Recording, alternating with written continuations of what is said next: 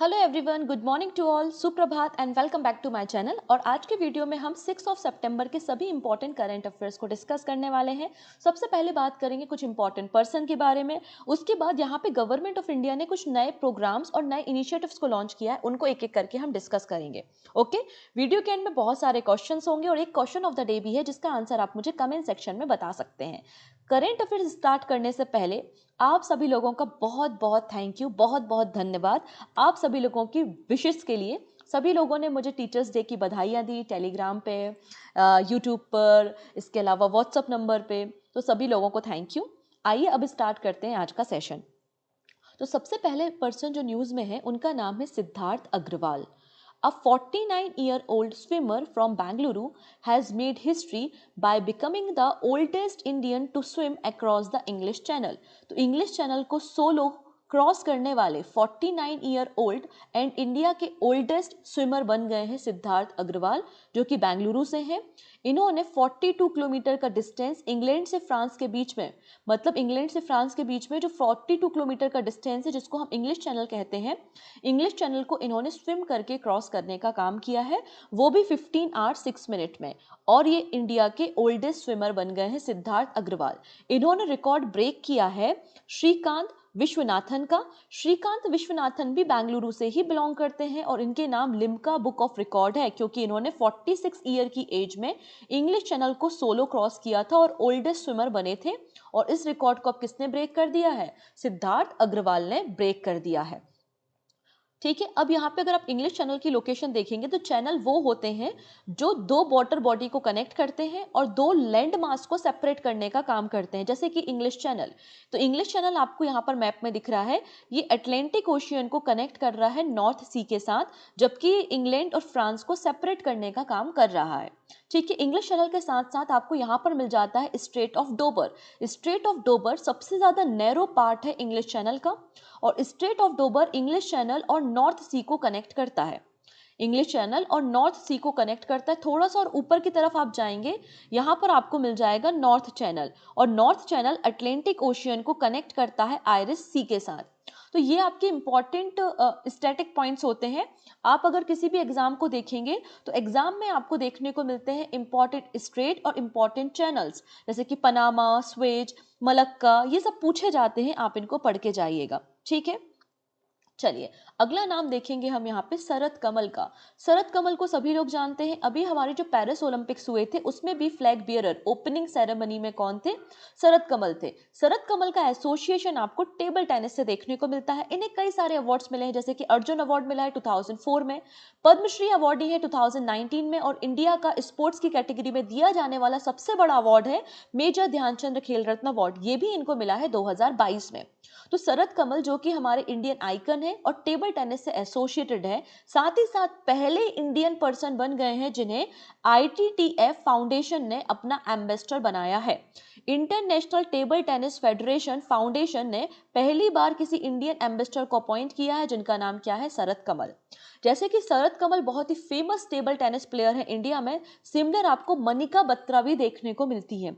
तो मनिका बत्रा भी table tennis player है और ये दोनों पर्सनालिटी लीड करेंगे इंडियन टीम को कहां पर? Asian table tennis championship. तो 27th edition Asian table tennis championship का कहां पर होगा? अस्ताना, कजाकिस्तान में होगा, 7 अक्टूबर से लेकर 13 अक्टूबर के बीच में। और यहाँ पे वीमेंस टीम और मेंस टीम को लीड कौन करेंगे? मनिका बत्रा एंड शरद कमल आपको लीड करते हुए दिखाई देंगे। इसके अलावा एक और प्लेयर का नाम है जिनका नाम है राहुल द्रविड़। अभी हमारा जो T20 वर्ल्ड कप हुआ था, तो T20 वर्ल्ड कप में हमारे जो टीम के हेड कोच थे वो राहुल द्रविड़ थे, और इनकी वापस से IPL में एंट्री हो गई है और इन्हें हेड कोच बनाया गया है राजस्थान रॉयल्स का। तो राजस्थान रॉयल्स ने हेड कोच अपॉइंट किया है राहुल द्रविड़ को for the IPL 2025 season. Clear है? तो इनका नाम भी याद रखना है हमको। चलिए अगले पर्सन जो न्यूज में है उनका नाम है कुलदीप गुप्ता, और कुलदीप गुप्ता की एक बुक रिसेंटली लॉन्च हुई है जिसका नाम है oil to lithium navigating the future of energy. Oil to lithium navigating the future of energy, या फिर journey from the black gold to the white gold. इसको किसने लिखा है? कुलदीप गुप्ता ने लिखा है, और इनकी बुक को भी रिसेंटली लॉन्च किया गया है। ठीक है, अगला नाम आता है कृष्णन वेंकट सुब्रमण्यन का, और इन्हें एमडी एंड सीईओ बनाया गया है फेडरल बैंक का। इनका टेन्योर 23 सितंबर से स्टार्ट हो जाएगा। फेडरल बैंक जिसका फॉर्मेशन 1931 में हुआ था, कोची केरला में इसका हेडक्वार्टर है, और केपी हॉर्मिस इसके फाउंडर आपको मिल जाएंगे। तो याद रखना है फेडरल बैंक के न्यू एमडी एंड सीईओ कौन बन गए हैं, आंसर हो जाएगा कृष्णा वेंकट सुब्रमण्यम को बनाया गया है। अगले पर्सन जो न्यूज में है, जिन्हें संगीत कला Vibhushan life time achievement award दिया गया है by the Maharashtra government. Maharashtra के गवर्नर है सीपी राधाकृष्णन, और सीपी राधाकृष्णन ने यहाँ पर शेषमपति श्री टी शिवलिंगम को संगीत कला Vibhushan life time achievement award दिया है। और ये किस म्यूजिकल इंस्ट्रूमेंट से एसोसिएटेड है, तो एक्सपोनेंट है, ये बजाते हैं कौन सा इंस्ट्रूमेंट, आंसर हो जाएगा नादस्वरम। आप यहाँ पे देख सकते हैं ये नादस्वरम आपको देखने को मिल रहा है। तो नादस्वरम जो आपका इंस्ट्रूमेंट है उससे एसोसिएटेड आपको देखने को मिल जाएंगे शेषमपति श्री टी शिवलिंगम। इसके अलावा 50 यंग आर्टिस्ट जो कि एसोसिएटेड हैं किससे, नादस्वरम से, उनको 1 लाख रुपीज हर एक यंग आर्टिस्ट को प्रोवाइड किया जाएगा। ये अनाउंसमेंट भी महाराष्ट्र गवर्नमेंट ने की है for the period of 3 years. Clear है? तो इस तरह के question art and culture category से संबंधित आपको मिल जाएंगे। अब फर्दर डिस्कशन करने से पहले और भी इंपॉर्टेंट अवार्ड्स को हम डिस्कस करेंगे, डेफिनेटली स्टेट न्यूज़ को डिस्कस करेंगे। उसके पहले यहाँ पर छोटी सी अपडेट है about the assessee general awareness PYQ E book के बारे में। यहाँ पर आपको सब्जेक्ट वाइज और आपके एग्जामिनेशन वाइज लगभग 5000 प्लस क्वेश्चन आपको पीवाईक्यू यहाँ पर मिल जाएंगे। आप इसे डाउनलोड कर सकते हैं एप्लीकेशन से, पूजा जैन क्लासेस एप्लीकेशन, ये प्ले स्टोर में अवेलेबल है। जब आप एप्लीकेशन डाउनलोड करेंगे तो एप्लीकेशन में आपको आज के क्लास का डेली करंट अफेयर्स का पीडीएफ भी मिल जाएगा जो कि फ्री ऑफ कॉस्ट होता है। आप यहाँ से इसे भी डाउनलोड कर सकते हो, और इकोनॉमी की टेस्ट सीरीज भी लाइव हो चुकी है, आप इसको भी टॉपिक वाइज आपको इस टेस्ट सीरीज देखने को मिलेगी विद डिटेल सोल्यूशन। आप इस टेस्ट सीरीज को भी ज्वाइन कर सकते हैं। इसके अलावा आप मेरे टेलीग्राम से भी कनेक्ट हो सकते हैं, पूजा जैन CA 247, जहाँ पर डेली करंट अफेयर्स की पीडीएफ अवेलेबल होती है। एक छोटा सा अपडेट और है, अपडेट ये है कि एसएससी जीडी का नोटिफिकेशन आउट हो चुका है। 39,000 प्लस यहाँ पर वैकेंसी है। अगर आप एलिजिबल हैं एंड इंटरेस्टेड है तो बिल्कुल तैयारी में लग जाइए, बहुत जल्दी यहाँ पर आपके एप्लीकेशन फॉर्म्स रिलीज हो जाएंगे। ओके जी, चलिए अब बात करेंगे रेलटेल कॉर्पोरेशन के बारे में।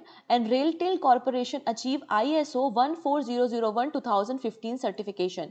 ये जो सर्टिफिकेशन है किसे दिया जाता है, ऐसी प्राइवेट एंटिटीज और पब्लिक इंटरप्राइजेस को दिया जाता है जो कि एनवायरनमेंट से रिलेटेड वर्क करते हैं, कि आपको किस तरीके से आप एनवायरनमेंट फ्रेंडली इनिशिएटिव लेते हैं, उन्हें ये सर्टिफिकेशन दिया जाता है। किसे मिला है ये, रेलटेल कॉर्पोरेशन को मिला है। This certification is a significant achievement as it recognise RailTel commitment to environmental management standard. मतलब आपकी क्या रिस्पॉन्सिबिलिटी है और किस तरीके से आप मैनेज कर रहे हो एनवायरमेंटल रिस्पॉन्सिबिलिटी को, इसलिए ये सर्टिफिकेशन रेलटेल कॉर्पोरेशन को दिया गया है। चलिए अब बात करते हैं विषाणु युद्ध अभ्यास के बारे में। विषाणु को इंग्लिश में वायरस कहते हैं, राइट, और हिंदी में विषाणु कहते हैं। तो विषाणु युद्ध अभ्यास, तो आपने देखा था कि कोविड-19 जो बीमारी थी वो यहाँ पर वायरस के कारण हुई थी। फ्यूचर में ऐसी कोई पैंडेमिक ना आए, और अगर पैंडेमिक ऐसी होती है तो हमारी जो रिस्पॉन्स टीम है वो कितनी प्रिपेयर है, कितनी रेडी है। तो एक प्रिपेयर एक्सरसाइज यहाँ पर हुई थी जिसका नाम था विषाणु युद्ध अभ्यास। ठीक है, under the national one health mission विषाणु युद्ध अभ्यास या फिर वायरस वॉर एक्सरसाइज को कंडक्ट किया गया 27 अगस्त से लेकर 31 अगस्त के बीच में अजमेर राजस्थान में। कहां पर कंडक्ट हुई, अजमेर डिस्ट्रिक्ट ऑफ राजस्थान में हुई। इसका पर्पस क्या था, पैंडेमिक प्रिपेयर्डनेस, आप कितने रेडी हो, हमारी जो national joint outbreak response team है वो कितनी रेडी है, कितनी अटेंटिव है, इसके रिगार्डिंग ये एक्सरसाइज कंडक्ट की गई थी। ठीक है, चलिए नेक्स्ट बात करेंगे। प्रेसिडेंट द्रौपदी मुर्मू इनॉग्रेटेड विश्व शांति बुद्ध विहार इन महाराष्ट्र लातूर डिस्ट्रिक्ट। अब यहाँ पे जो रॉक कट स्ट्रक्चर होते हैं आपके या फिर कह सकते हो कि जो बुद्धिस्ट आर्ट है, आप लोग ने चैत्र और बिहार के बारे में सुना होगा। चैत्र और बिहार में एक छोटा सा डिफरेंस होता है। बिहार वो प्लेस होती है जहाँ पे मॉन्क स्टे करते हैं, मॉन्क रहते हैं, प्रार्थनाएं करते हैं, जबकि चैत्र वो स्थान होता है जहाँ पे पूजा पाठ की जाती है, जहाँ पे भगवान का मूर्ति रखा जाता है, उसे हम चैत्र कहते हैं। तो चैत्र और बिहार में ये बेसिक डिफरेंस होता है। तो recently president of India Droupadi Murmu ने विश्व शांति बुद्ध विहार को इनॉग्रेट किया है लातूर डिस्ट्रिक्ट में, महाराष्ट्र में, जो कि रिप्लिका है। किसका रिप्लिका है ये? बुद्ध विहार इन कालबर्गी कर्नाटका, इसका रिप्लिका आपको देखने को मिल जाएगा। और इसका जो एंट्रेंस है, इसका एंट्रेंस सांची स्तूप मध्य प्रदेश में है, सांची स्तूप से इंस्पायर आपको देखने को मिलेगा। और 15 हेक्टेयर ऑफ लैंड में आपको ये विश्व शांति बुद्ध विहार देखने को मिल जाएगा। ये क्वेश्चन देखो यूपीएससी ने ऑलरेडी पूछा गया है, इस तरीके के क्वेश्चन आ जाते हैं एग्जाम में कि some Buddhist rock cut caves are called chaitya while other are called vihara, what is the difference between the two? तो बिहार और चैत्र में क्या डिफरेंसेस हैं, ये क्वेश्चन यूपीएससी ने पूछा है। तो अगर आपने पढ़ा है, आपको बेसिक समझ है, तो आप बिल्कुल यहाँ पे बुद्धिस्ट आर्किटेक्ट के बारे में जानते तो आंसर कर सकते हैं कि चैत्र वो स्थान होती है जहाँ पे वर्शिप की जाती है और बिहार वो स्थान होते हैं जहाँ पे मॉन्क स्टे करते हैं। मतलब ऑप्शन नंबर बी यहाँ पर एकदम करेक्ट हो जाएगा। डन इतनी चीजें। चलिए अब बात करते हैं हम यहाँ पर नेक्स्ट न्यूज पे। Women and child development ministry wins 2024 e governance gold for the पोषण ट्रैकर। यहाँ पर जो ई गवर्नेंस कॉन्फ्रेंस हुई थी, कहाँ पर हुई थी? मुंबई महाराष्ट्र में हुई थी। और इसी ओकेजन में ये जो पोषण ट्रैकर टूल है, इस पोषण ट्रैकर टूल को लॉन्च किया था किसने? Women and child development ministry ने। और इसी पोषण ट्रैकर टूल के कारण इन्हें ई गवर्नेंस गोल्ड मेडल दिया गया है। ठीक है, this tool part of mission Poshan 2.0 and enables real time monitoring of children's growth, specially 0 से लेकर 6 साल तक के जो बच्चे होते हैं उनकी ग्रोथ को मॉनिटर करने के लिए, उनको प्रॉपर न्यूट्रिशनल फूड मिल रहा है कि नहीं, रियल टाइम मॉनिटरिंग करने के लिए पोषण ट्रैकर को लॉन्च किया गया है by the women and child development ministry. और इसी पोषण ट्रैकर के कारण इन्हें ई गवर्नेंस गोल्ड मेडल मिला है। हम सभी को पता है कि 1 सितंबर से लेकर 30 सितंबर तक, 1 सितंबर से 30 सितंबर तक हम सेलिब्रेट करते हैं क्या? पोषण माह। तो पोषण माह की शुरुआत तो हो ही चुकी है, करेक्ट है।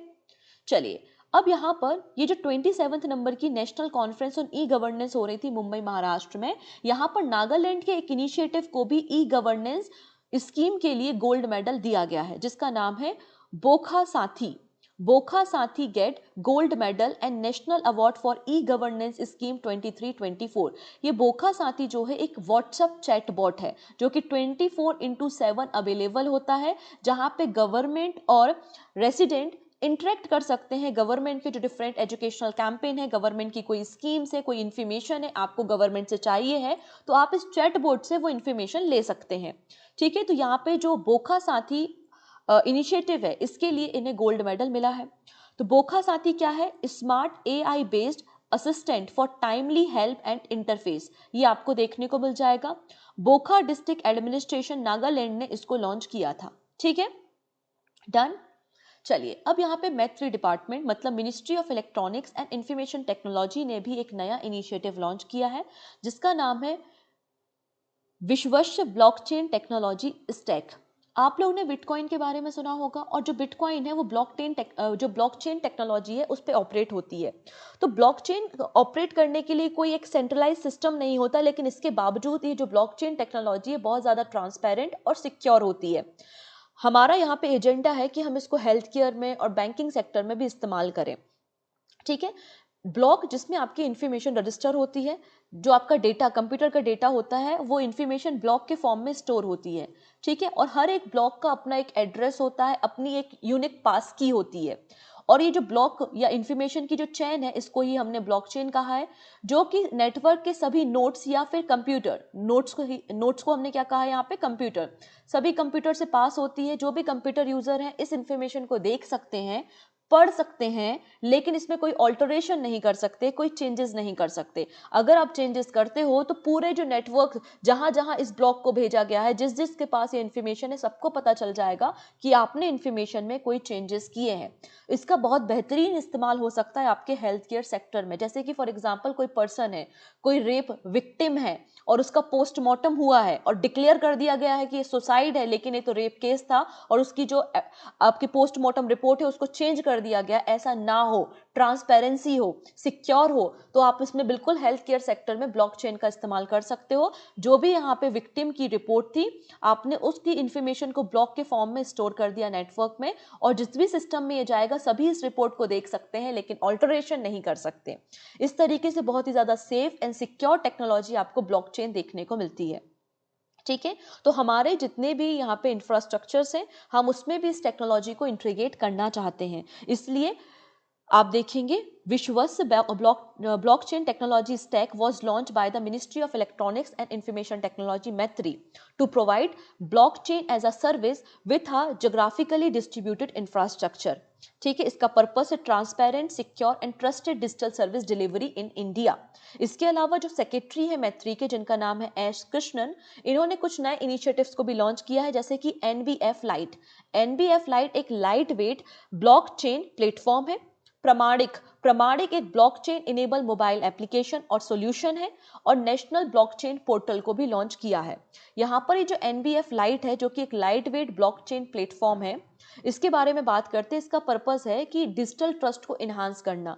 ठीक है, इसकी सिक्योरिटी और प्राइवेसी के बारे में लोगों को बताना, और इसका जो डेटा सेंटर है, तो एनआईसी डेटा सेंटर, इसको होस्ट कौन करेगा? भुवनेश्वर, पुणे एंड हैदराबाद इसको मैनेज करेंगे। इसके कई सारे एप्लीकेशंस हो सकते हैं, जैसे कि ई स्टैम्प में, जुडिशरी में, फॉरेंसिक साइंस में आपके जो डॉक्यूमेंट्स होते हैं, लाइक डोमिसाइल है, कास्ट सर्टिफिकेशन है, उसके लिए आप जब इंटरव्यू के लिए जाते हैं, उसके लिए आप अपने डॉक्यूमेंट को ब्लॉकचेन से सिक्योर कर सकते हैं।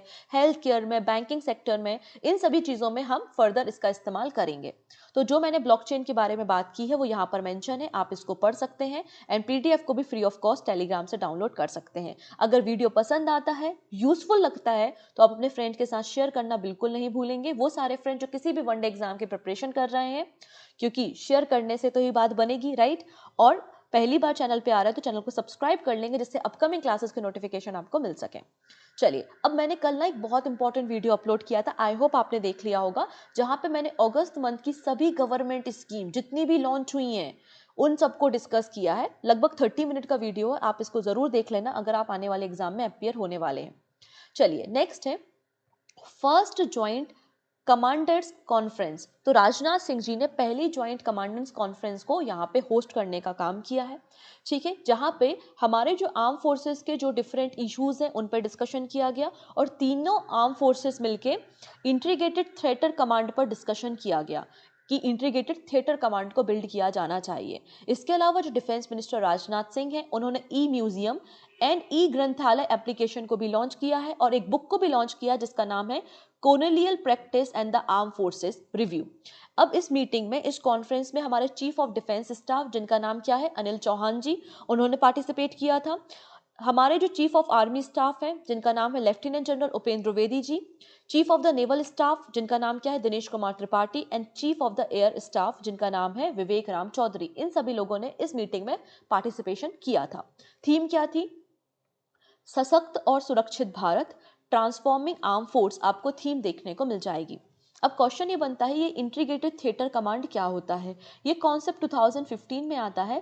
इसका पर्पस है कि हमारे जो इंडियन आर्मी, इंडियन एयरफोर्स और इंडियन नेवी है, अभी इनके सेपरेट सेपरेट कमांड है, क्यों ना एक साथ करके एक कमांड बनाई जाए जिसका नाम है इंटीग्रेटेड थिएटर कमांड, जिसमें तीनों फोर्सेस का पार्टिसिपेशन होगा। अगर कोई वॉर की सिचुएशन होती है तो तीनों जो फोर्सेस है वो साथ में डिस्कशन कर सकेंगे, और एक दूसरे के रिसोर्सेज को हम प्रॉपर्ली यूटिलाइज कर पाएंगे। इसलिए यहाँ पे इंटीग्रेटेड थिएटर कमांड की बात की गई है। अभी हमारे देश में दो इंटीग्रेटेड थिएटर कमांड्स आपको मिल जाएंगे, एक अंडमान एंड निकोबार कमांड है और दूसरा है स्ट्रेटेजिक फोर्स कमांड। ओके, चलिए नेक्स्ट बात करेंगे 20th एडिशन ऑफ HACGAM के बारे में। अभी क्या बोला जा रहा है? Head of Asian coast guard agencies meeting. ठीक है, तो 20th edition of head of Asian coast guard agency meeting कहां पर हुई? साउथ कोरिया में हुई, जहां पर इंडियन कोस्ट गार्ड ने पार्टिसिपेट किया था। यहां पर जो head of Asian coast guard agency है, इसको इनिशिएट कब किया गया? जापान ने इसको इनिशिएट किया, और पहली बार जो मीटिंग हुई थी वो कब हुई थी? तो फर्स्ट मीटिंग 2004 में हुई थी, जापान में हुई थी। यहाँ पर इंडियन कोस्टल गार्ड के जो भी इश्यूज हैं वो डिस्कशन किया गया। अलग अलग देशों के जो कोस्टल गार्ड्स के इशू हैं उनको डिस्कशन किया गया, किस तरीके से हम मरीन एनवायरनमेंट पोल्यूशन पे काम कर सकते हैं, जो इलिसिट ट्रैफिकिंग हो रही है ह्यूमन की, वेपन्स की एंड आर्म्स की, उनको किस तरीके से स्टॉप कर सकते हैं, safety and security of life at sea और जो मैरीटाइम लॉ इन्फोर्समेंट है उन पे डिस्कशन इस मीटिंग में किया गया था। ठीक है, यहाँ पर 23 मेंबर्स आपको देखने को मिल जाएंगे इस ऑर्गेनाइजेशन की, जिसका हेडक्वार्टर जापान में है। अगर हम बात करते हैं इंडियन कोस्ट गार्ड के बारे में, तो इंडियन कोस्टल गार्ड का फॉर्मेशन 1 फेब को हुआ था, इसलिए 1 फरवरी को Indian coastal guard foundation day celebrate किया जाता है, 1 फरवरी 1977। ठीक है, by the recommendation of KF Rustamji committee. ठीक है, मिनिस्ट्री ऑफ डिफेंस के अंदर ये लोग काम करते हैं और नई दिल्ली में इसका हेडक्वार्टर आपको मिल जाएगा। नेक्स्ट है एंड ऑफ इंसर्जेंसी। इंसर्जेंसी क्या होती है, मतलब विद्रोह। तो त्रिपुरा में विद्रोह की समाप्ति हुई है with a historic peace deal in New Delhi.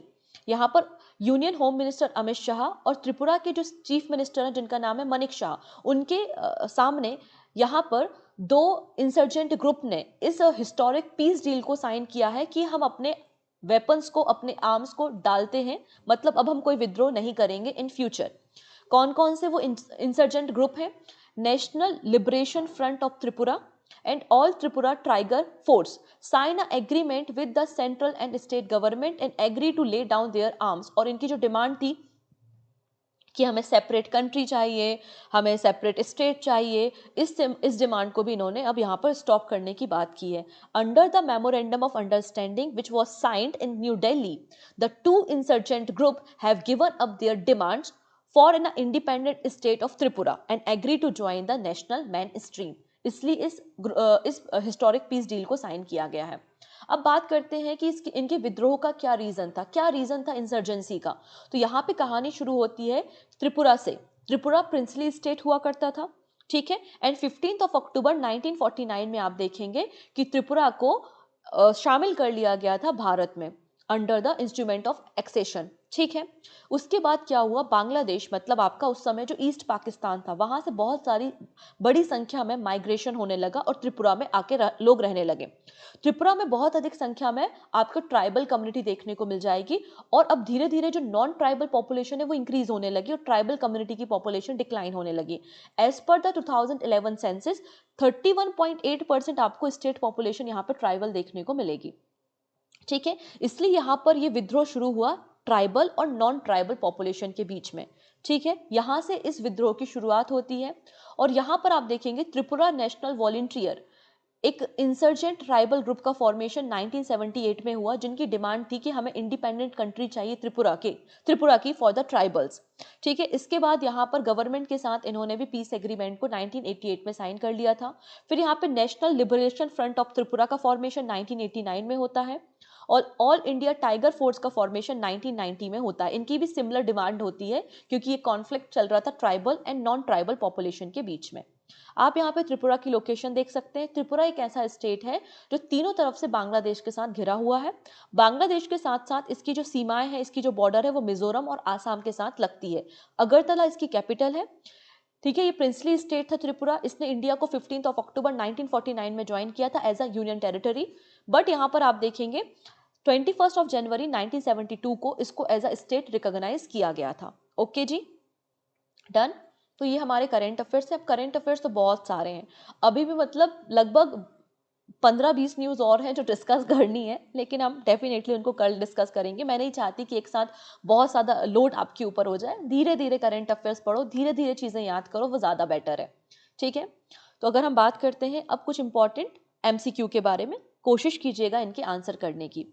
In September 2024, which of the following company become the first in India to surpass 10 lakh crore annual revenue?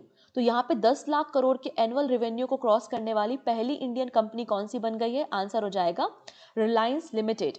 Option D is the right answer. Uttar Pradesh chief minister Yogi Adityanath has announce to build how many football stadium in the state. जैसे कि इन्होंने कहा है कि हम अपने 75 district में university को ओपन करेंगे। हमारे जो 18 डिवीजन है, 18 डिवीजन में यूनिवर्सिटी है, सिमिलर जो 18 डिवीजन है उत्तर प्रदेश में, इन सब में फुटबॉल स्टेडियम को भी ओपन किया जाएगा। तो option number D, Uttar Pradesh chief minister Yogi Adityanath has announced a plan to build 18 football stadium in the 18 division of the state. ठीक है, ये बात यहाँ पे बोली गई है। नेक्स्ट है In September 2024, which of the following company received Union Cabinet approval under the Indian Semiconductor Mission to set up semiconductor unit in the Sanad, Gujarat, जिसकी प्रोडक्शन कैपेसिटी कितनी होगी 60 लाख चिप पर डे। तो कौन सी company यहाँ पर सनद गुजरात में production unit को सेटअप करने वाली है? आंसर हो जाएगा Kaynes semicon private limited, option number D. Next है who has won 2024 SAFF men's under 20 championship football tournament. ये जो टूर्नामेंट था अंडर 20 ये नेपाल में हुआ था और नेपाल को ही डिफीट कर दिया है बांग्लादेश ने, और बांग्लादेश ने SAFF men's under 20 champion football tournament को जीतने का काम किया है, साउथ एशियन फुटबॉल फेडरेशन, ठीक है, SAFF का फुल फॉर्म होता है। नेक्स्ट है Indian police service officer Rajwinder Singh Bhati RS Bhati has been appointed as the director general of which arm force. तो किस आर्म फोर्स के डायरेक्टर जनरल RS भाटी को अपॉइंट किया गया है? आंसर हो जाएगा CISF। रिसेंटली हमने इस अपॉइंटमेंट को डिस्कशन किया था, ऑप्शन नंबर बी, और ये 31 नंबर के डायरेक्टर जनरल बन गए हैं CISF के। नेक्स्ट है leading French cosmetic maker L'Oreal Paris ने किसे यहाँ पर अपना ब्रांड एम्बेसडर बनाया है? आंसर हो जाएगा आलिया भट्ट को बनाया है, option number D is the right answer. In September 2024, Union Cabinet chair by the Prime Minister approved 7 schemes to improve farmer lives। कल हम लोगों ने इन 7 schemes के बारे में बात की थी, to improve farmer lives and increase their income। इसके लिए टोटल बजट कितना अनाउंस किया है? मतलब इन 7 स्कीम्स के लिए टोटल बजट कितना है? तो 7 का डबल क्या होता है? 14 होता है ना, बस ठीक है, 14,000 crore rupees, option number D is the right answer, ठीक है। अब यहाँ पे जो स्पेशल मिशन मैंने आपके साथ डिस्कशन किया था about the digital agriculture mission, तो डिजिटल एग्रीकल्चर मिशन के लिए कितना फंड अलॉट किया है, कितना बजट अलॉट किया है डिजिटल एग्रीकल्चर मिशन? तो आंसर क्या हो जाएगा आपका यहाँ पे 2,817 crore rupees, option number C. World bank revise its FY25 growth forecast for India to how much percent from its previous estimate of 6.6%। पहले वर्ल्ड बैंक ने कहा था कि FY25 में भारत की जो ग्रोथ है वो 6.6% होगी, अब इस डेटा को रिवाइज करके ये बोलते हैं कि नहीं, अब तो भाई ये 7% होगी, option number B. Similarly Moody's ने भी रिवाइज किया है, FY24 के लिए 7.2% और FY25 के लिए 6.6% आपको देखने को मिलेगी। अब यहाँ पे एक रिपोर्ट भी पब्लिश हुई है जिसका नाम है India development update, India's trade opportunity in changing global context report. ये जो रिपोर्ट है ना, ये ही वर्ल्ड बैंक ने पब्लिश की है और इसी रिपोर्ट में यहाँ पे भारत की जो इकोनॉमी ग्रोथ है FY25 के लिए इन्होंने रिवाइज की है और फॉरकास्ट की है 7%। तो क्वेश्चन ऐसा भी बन सकता है कि किस ऑर्गेनाइजेशन ने India development update, India's trade opportunity in changing global context report को लॉन्च किया है? तो आंसर हो जाएगा आपका वर्ल्ड बैंक। इन्होंने इस रिपोर्ट में और क्या बातें कही हैं? इन्होंने 24-25 मतलब FY25 के लिए 7% फॉरकास्टिंग की है, दिस इज ट्रू।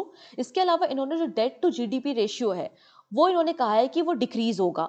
अभी हमारा जो FY24 में डेट टू GDP रेशियो है वो 83.9% है, इन्होंने कहा है 26-27 में ये जो रेशियो है वो डिक्रीज होकर 82% हो जाएगा।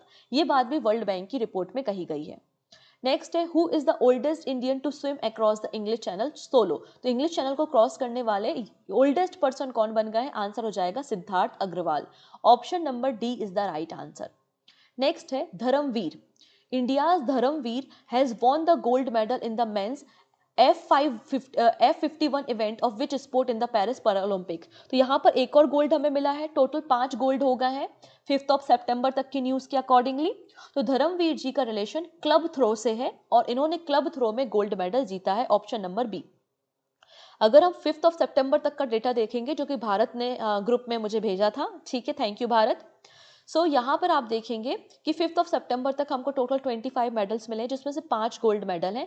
पहला यहाँ पे अवनी को मिला था शूटिंग में, फिर नीतेश को बैडमिंटन में, फिर सुमित अंतल को आपका जेवलिन थ्रो में, हरविंदर सिंह को आर्चरी में और धर्मवीर को क्लब थ्रो में आपको मेडल देखने को मिल जाएगा। ओके, नेक्स्ट है which state government recently passed Aparajita women and child bill. तो अपराजिता वीमेन एंड चाइल्ड बिल को रिसेंटली वेस्ट बंगाल गवर्नमेंट ने लॉन्च किया है। इस बिल को हमने डिटेल में डिस्कस किया था कल के सेशन में। Okay, option number C. Next है Bokha Sathi is the first initiative from which state to receive the gold medal for the e-governance. तो ये किसका है? नागालैंड का है, option number B is the right answer. Exercise Varun जो रिसेंटली न्यूज में थी, जो कि एक बायलिटरल एक्सरसाइज है इंडिया और किस कंट्री के बीच में? तो एक्सरसाइज वरुण इंडिया और फ्रांस के बीच में होती है, मतलब ऑप्शन नंबर डी बिल्कुल करेक्ट हो जाएगा। नेक्स्ट है, who break the 39 year meet record previously held by the PT Usha in the women's 400 meter hurdle at the 63rd National Open Athletic Championship। तो 63rd जो नेशनल ओपन एथलेटिक चैंपियनशिप हुई थी उसमें PT Usha का record 400 metre huddle race में किसने break किया है? आंसर क्या हो जाएगा यहाँ पर? आपका आंसर हो जाएगा Vidya, Vidya Ramraj. Option number A is the right answer. ठीक है, and this is your question of the day. Recently वो कौन सी स्टेट असेंबली है जिसने 0R को इंट्रोड्यूस किया है? ठीक है, मणिपुर, हिमाचल, उड़ीसा या फिर वेस्ट बंगाल। जो भी सही आंसर है वो आप मुझे कमेंट सेक्शन में बता सकते हैं। ओके है जी, सो आज के लिए इतना ही, मिलते हैं नेक्स्ट वीडियो में। Thank you so much, take care and bye bye.